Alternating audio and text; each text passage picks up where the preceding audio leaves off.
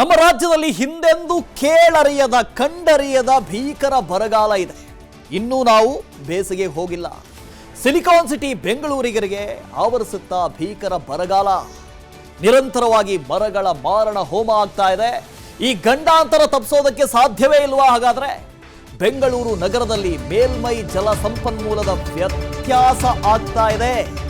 ಮಳೆ ಕೊರತೆ ಆಗ್ತಾ ಇದೆ. ನಿರಂತರವಾಗಿ ಮರಗಳ ಮಾರಣ ಹೋಮ ಆಗ್ತಾ ಇದೆ. ಬೇರೆ ಬೇರೆ ಅಭಿವೃದ್ಧಿ ಅಂತ ಹೇಳ್ತೀವಿ, ಯೋಜನೆಗಳು ಅಂತ ಹೇಳ್ತೀವಿ. ಈ ಯೋಜನೆಗಳಿಂದಾಗಿ ನಿರಂತರವಾಗಿ ಮರಗಳ ಮಾರಣ ಹೋಮ ಆಗ್ತಾ ಇದೆ ಬೆಂಗಳೂರಿನಲ್ಲಿ.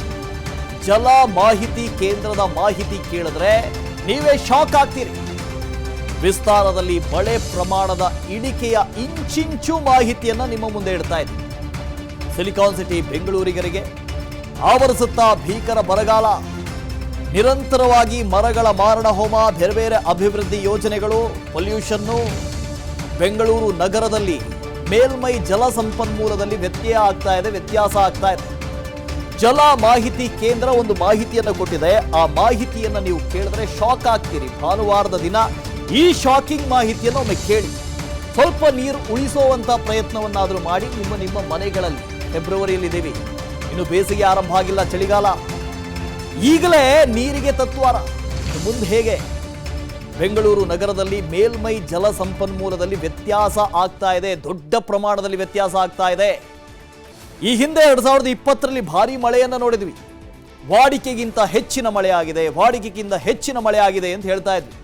ಎಲ್ಲ ಕೆರೆಗಳು ಭರ್ತಿಯಾಗಿದೆ, ಸುಭಿಕ್ಷವಾಗಿದೆ ಬೆಂಗಳೂರು ಅಂತ ಹೇಳ್ತಾ ಇದ್ವಿ. ಆದರೆ ಈಗ ಈ ಬಾರಿ ಒಂದೇ ಒಂದು ವರ್ಷಕ್ಕೆ ಬಂದಾಗ 22 ಕಳೆದು 23 ಒಂದೇ ಒಂದು ವರ್ಷದಲ್ಲಿ ಮಳೆಯ ಪ್ರಮಾಣ ಕಡಿಮೆಯಾಗಿದೆ. ಯಾಕಾಗಿ ಮಳೆ ಪ್ರಮಾಣ ಕಡಿಮೆ ಆಯಿತು? ನಾವು ಅದನ್ನು ಆಲೋಚನೆ ಮಾಡಬೇಕಲ್ವಾ? ಇಂಟ್ರಾಸ್ಪೆಕ್ಷನ್ ಮಾಡ್ಕೊಳ್ಬೇಕಲ್ವಾ?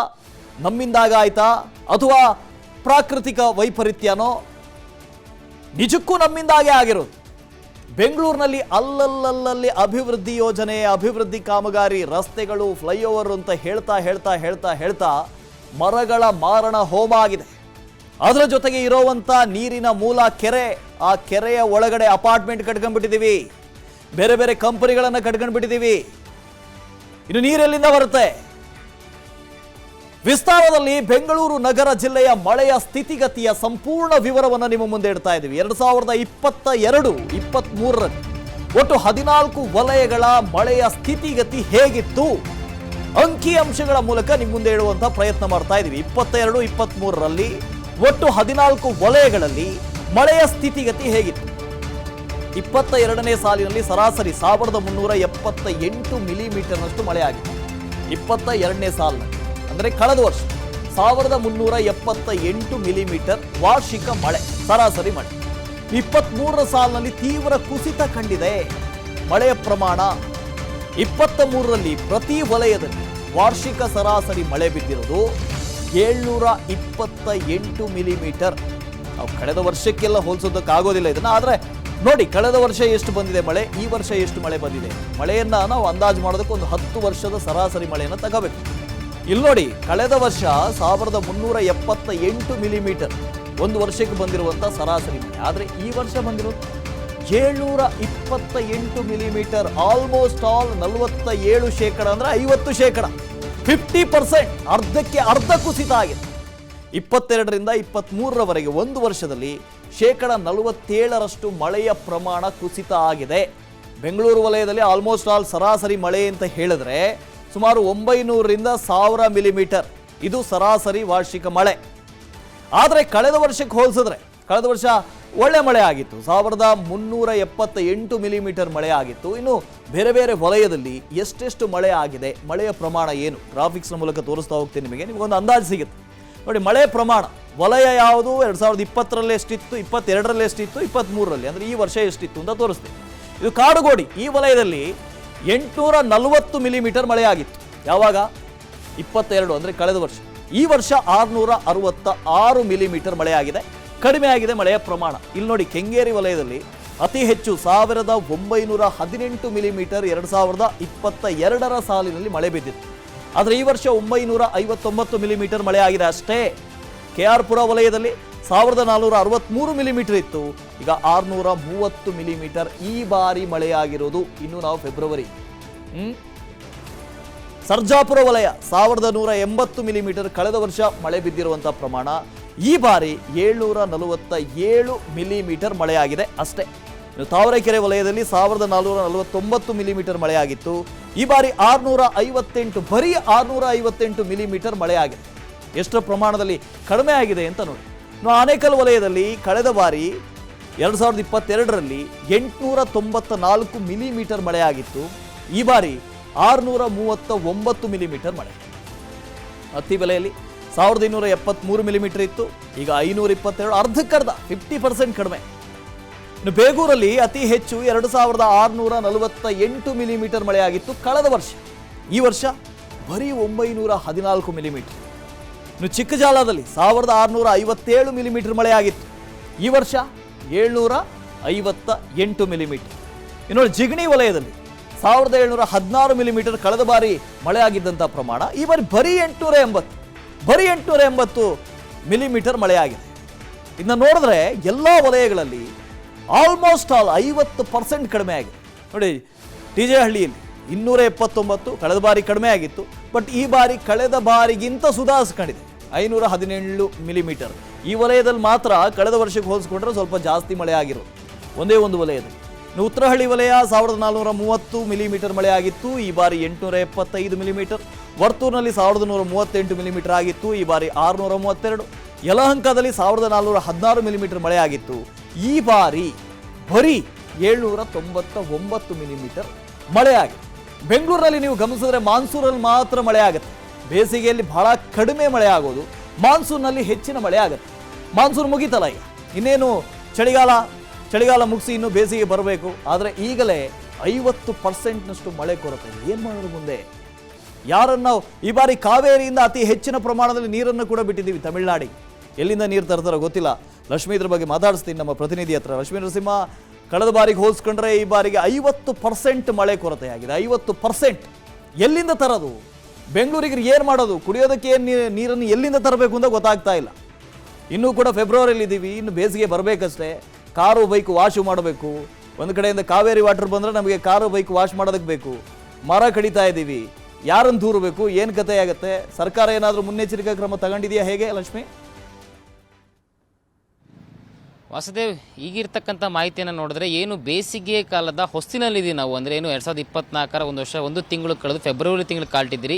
ಈಗಲೇ ಬೆಂಗಳೂರಿಗೆ ಮರುಭೂಮಿಯಂತಹ ಭೀಕರ ಬರಗಾಲದ ಸ್ಥಿತಿ ಎದುರಾಗ್ತಕ್ಕಂಥ ಎಲ್ಲ ಲಕ್ಷಣಗಳು ಕಾಣಿಸ್ತಾ ಇದೆ. ಯಾಕಂದರೆ ನೀರಿನ ಒಂದು ಅವಶ್ಯಕತೆ ಅಷ್ಟು ಹೆಚ್ಚಾಗ್ತಾ ಇದೆ. ಜನಸಂಖ್ಯೆಗೆ ತಕ್ಕನಾಗಿ ನೀರಿನ ಒಂದು ಅವಶ್ಯಕತೆಯನ್ನು ಪೂರೈಸೋದಕ್ಕೆ ತುಂಬಾ ಕಷ್ಟ ಆಗ್ತದೆ. ಯಾಕಂದರೆ ಏನು ಈ ನಮಗೆ ಸಿಕ್ಕಿರೋಂಥ ದಾಖಲೆಗಳ ಪ್ರಕಾರ ಏನು 2022ರಲ್ಲಿ ಬೆಂಗಳೂರಿನಲ್ಲಿ ಒಟ್ಟಾರೆ ವಲಯಗಳು ಅಂದರೆ ಸುಮಾರು 14 ವಲಯಗಳಲ್ಲಿ ಎಷ್ಟು ಪ್ರಮಾಣದ ಮಳೆಯಾಗಿದೆ ಅಂದರೆ ವಾರ್ಷಿಕ ಮಳೆಯಾಗಿದೆ ಅಂತಕ್ಕಂಥ ಮಾಹಿತಿಯನ್ನು ಒಂದು ಕಡೆ ಇಟ್ಟು ನೋಡೋದಾದರೆ 2023ರಲ್ಲಿ 14 ಝೋನ್ಗಳಲ್ಲಿ ಎಷ್ಟು ಮಿಲಿಮೀಟರ್ ಮಳೆಯಾಗಿದೆ ಅನ್ನೋಂಥ ಇನ್ನೊಂದು ಕಡೆ ಇಟ್ಟು ನೋಡೋದಾದರೆ ನಿಜಕ್ಕೂ ಕೂಡ ಆಶ್ಚರ್ಯ ಆಗುತ್ತೆ, ಅಂದರೆ ಆತಂಕಕ್ಕೀಡಾಗುತ್ತೆ. ಯಾಕಂದರೆ ಬೆಂಗಳೂರಿಗೆ ಎಷ್ಟು ನೀರಿನ ಒಂದು ಮಳೆಯ ಪ್ರಮಾಣ ತೀವ್ರ ಮಟ್ಟದಲ್ಲಿ ಕುಸಿತ ಆಗಿದೆ ಅಂತಕ್ಕಂಥದ್ದು ಎಲ್ಲರೂ ಕೂಡ ಭಯಭೀತರಾಗುವಂತೆ ಮಾಡಿದೆ. ಯಾಕಂದರೆ ಬೆಂಗಳೂರು ಅಂದರೆ ರಾಜಧಾನಿ ಬೆಂಗಳೂರಿಗೆ ಮುಂದಿನ ಯಾವ ರೀತಿ ಜಲಕ್ಷಾಮ ಎದುರಾಗುತ್ತೆ ಅನ್ನೋದಕ್ಕೆ ಇದೊಂದು ತಾಜಾ ನಿದರ್ಶನ ಅಂತಲೇ ಹೇಳ್ಬೋದು. ಯಾಕಂದರೆ ಬೆಂಗಳೂರಿಗೆ ಒಂದು ಸರ್ಫೇಸ್ ವಾಟರ್ ಅಂದರೆ ಮೇಲ್ಮೈ ಜಲಸಂಪನ್ಮೂಲ ಅಂತಕ್ಕಂಥದ್ದು ತುಂಬಾ ಮುಖ್ಯ.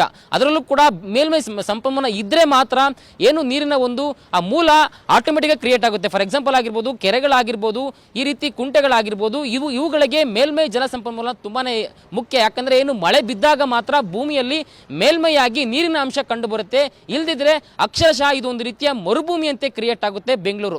ಸೊ ಹೀಗಾಗಿ ಈ ಒಂದು ಏನು ಡಾಟಾವನ್ನು ನೋಡಿದಾಗ ಎಲ್ಲಾ ವಲಯಗಳಲ್ಲೂ ಕೂಡ ಅರ್ಧಕ್ಕರ್ಧ ಕಡಿಮೆ ಆಗಿದೆ. ಅಂದರೆ 47% ಮಿಲಿಮೀಟರ್ ಕಡಿಮೆ ಆಗಿದೆ. ಯಾಕಂದರೆ 2022ರಲ್ಲಿ ನಾವು ನೋಡೋದಾದರೆ 1300 ಮಿಲಿಮೀಟರ್ ವಾರ್ಷಿಕ ಮಳೆ, ಅಂದರೆ ಪ್ರತಿ ಝೋನಲ್ಲೂ ಕೂಡ ಏನು ಲೆಕ್ಕ ಹಾಕಿದಾಗ ಒಂದಷ್ಟು ವಾರ್ಷಿಕ ಇಷ್ಟಾಗಿದೆ ಅಂತ ಕ್ಯಾಲ್ಕುಲೇಟ್ ಮಾಡಿದಾಗ ಅದು 1300 ಸಮಥಿಂಗ್ ಮಿಲಿಮೀಟರ್ ಮಳೆ ಆಗಿರೋದು ಕಂಡು ಬರ್ತಕ್ಕಂಥದ್ದು. ಅದಲ್ಲದೆ 2023 ಅಂದರೆ ಏನು ಹಿಂದಿನ ವರ್ಷ ಇನ್ನೇನು 1 ತಿಂಗಳಷ್ಟೇ ನಾವು ಕಳೆದಿರತಕ್ಕಂಥದ್ದು. ಅಂದರೆ 2023 ಡಿಸೆಂಬರ್ವರೆಗೂ ಸಿಕ್ಕಿರ್ತಕ್ಕಂಥ ಮಾಹಿತಿ ಪ್ರಕಾರ ಕೇವಲ 728 ಮಿಲಿಮೀಟರ್ ಮಳೆ ಆಗಿರ್ತಕ್ಕಂಥದ್ದು.